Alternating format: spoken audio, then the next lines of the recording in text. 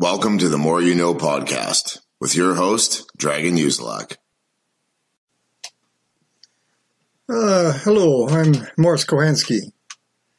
I'm a old, or I might say I focused on survival, so maybe an old survival instructor going back about close to 50 years now, since I chose to devote my attention and energy in the direction of sharpening the definition of survival, wilderness survival.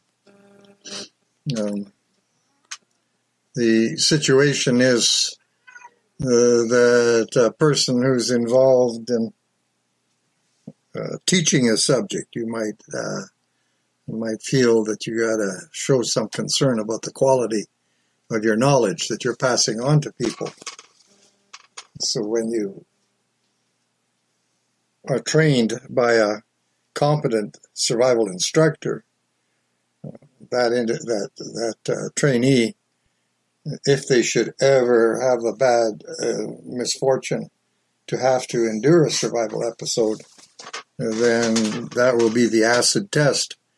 And I was saying, that individual, will he bless you or will he curse you from the type of knowledge you've passed on to them? Because if they find that all the stuff they know, when they combine that, they know how to build a shelter and bed and a fire and all the other things that go with that. If they find that tomorrow they're still alive, they probably know something. If they're on the verge of reaching the limit of the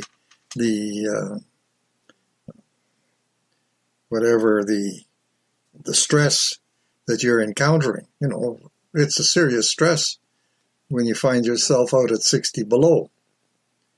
And if you don't know how to deal with that sort of a condition, then likely you will not survive. And we don't often have the chance to go out there at 60 below. The instructor will have pointed out to you what the issue is. So the first thing that comes in survival knowledge is that you do have to know how to light a warming fire, which is probably 10 times greater than a cooking fire.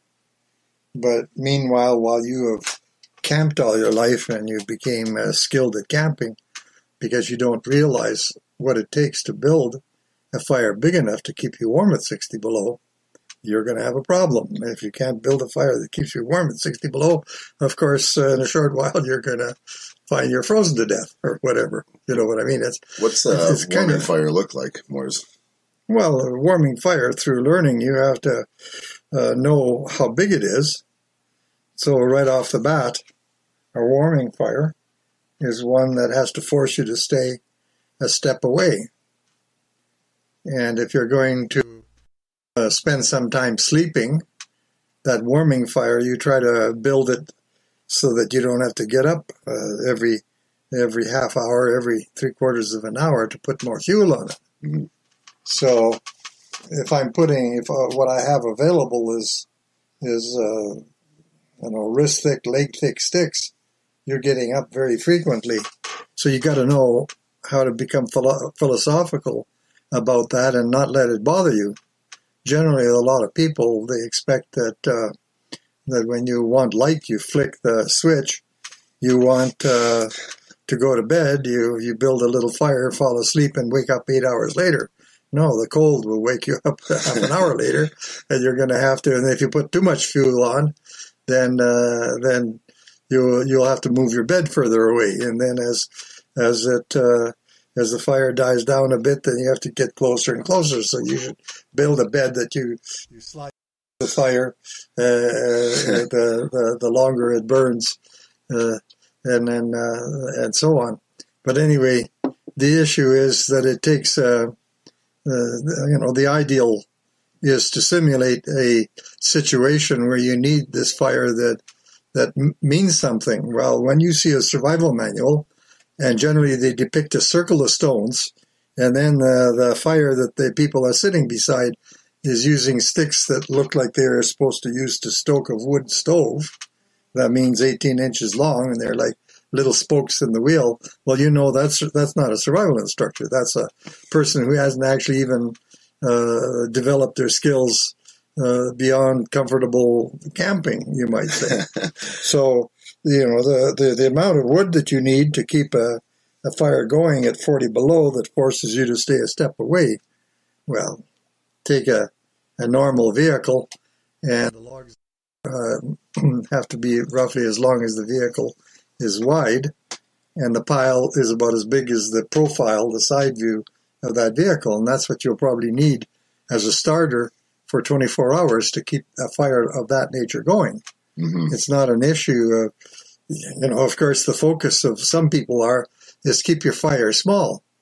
Well, your fire, you might keep it small enough to put on a pot of tea or cook a meal, but that is a cooking fire. And the fire that you need at 40, 60 below has to be pretty massive in order for that fire to do anything for you. That's the difference between everyday experience, where you never really have to look at this prospect of gathering that large amount of wood where the logs are as big as possible that you can find locally, and if you're lucky, then there'll be lots of logs that are hug-sized. Mm-hmm. As to slow a fire down between stokings, the bigger the logs. So in the end of the specialization, if you have 2 hug-sized logs, you might know how to put them together, one on top of the other in a certain way, and you might have the longest lasting fire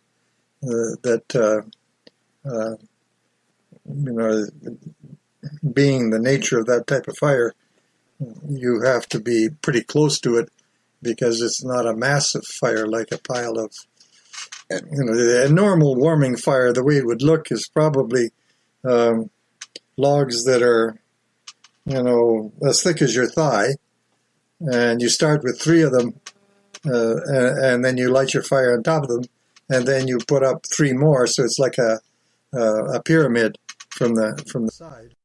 And the logs are as long as you are tall.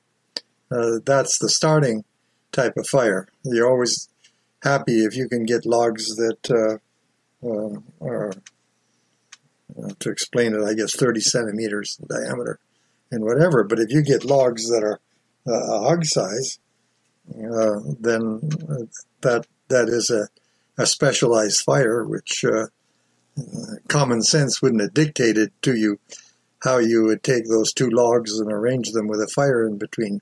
You'd have to learn that from somebody. And these sort of fires, they also can be adjusted on the type of shelter that they're being used with. I know from experience that 2-log fire that you speak of, if you have a right shelter like the Kochanski super shelter, you can really get away with that in colder temperatures because it just gives that right glow and that right heat. Yeah. But if you went out, like you always say, unprepared, you might need, what you're saying is quite the amount of wood to keep yourself alive through the night in minus 30, 40, 50 temperatures. Yeah, the issue and the focus is the ultimate objective is, can I build a fire and stay comfortable using nothing but the materials you find in the wilderness? Mm-hmm. And that type of special fire at 40, 60 below.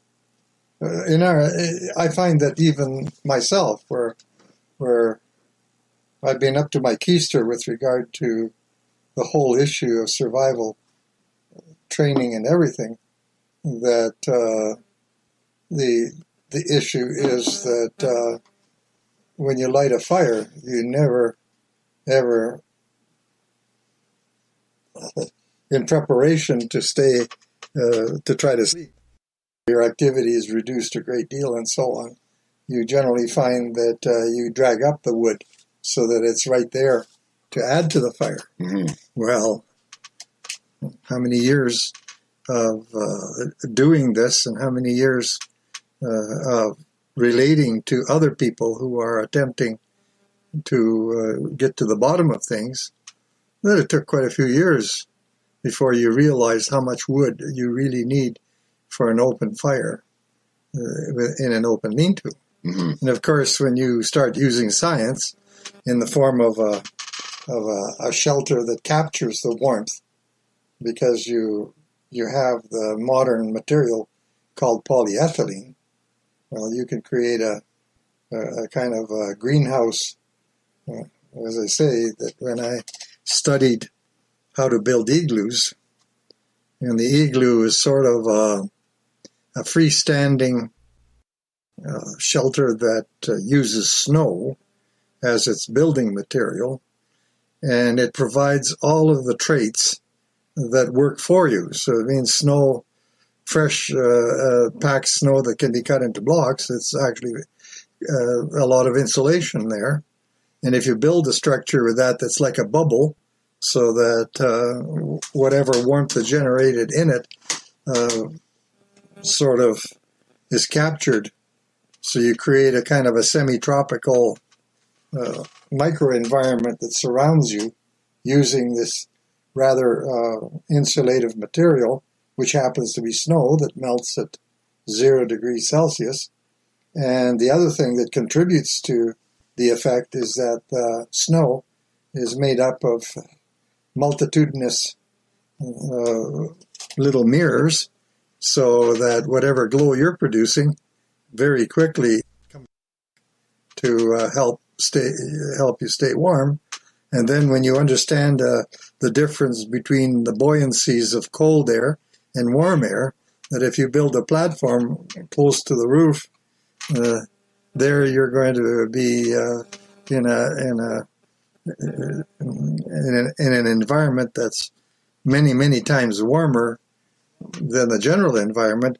And if it's built properly, the floor in your igloo is the same temperature as it is outside, but you're on a platform so far above that in the collected dome. Mm-hmm. And then it occurred to me and said, oh, I have all of the requirements of creating a structure that allows the Inuit to live in such a brutal environment as the Arctic. And what if I tried to replace all the features of a snow-built igloo with something that I could combine with fabric, and so eventually the cheapest rain-proof material was polyethylene. Actually, I'm so old that I can remember when polyethylene did not exist. Mm.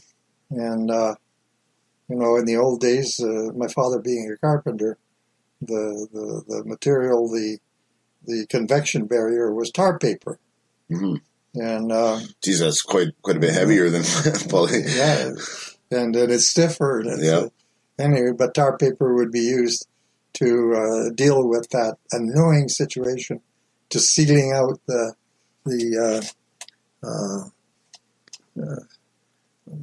and is that the original foundation of the super shelter when you're building it? Was that the tar paper? Well, no, I was saying tar paper was available, and you couldn't really use that for camping. But when polyethylene became available, the cheapest material that you could create a shelter from the wind and a shelter from the cold was to make a framework and then use polyethylene. But before that, we used canvas, and it means that if you build a shelter at 25 below, you find that without you building a fire nearby or building a fire in a stove, mm-hmm. you had the problem that it's not warm enough for you to be comfortable without using fire in some way. Well, if you got clear polyethylene and make a bubble and build a fire close enough,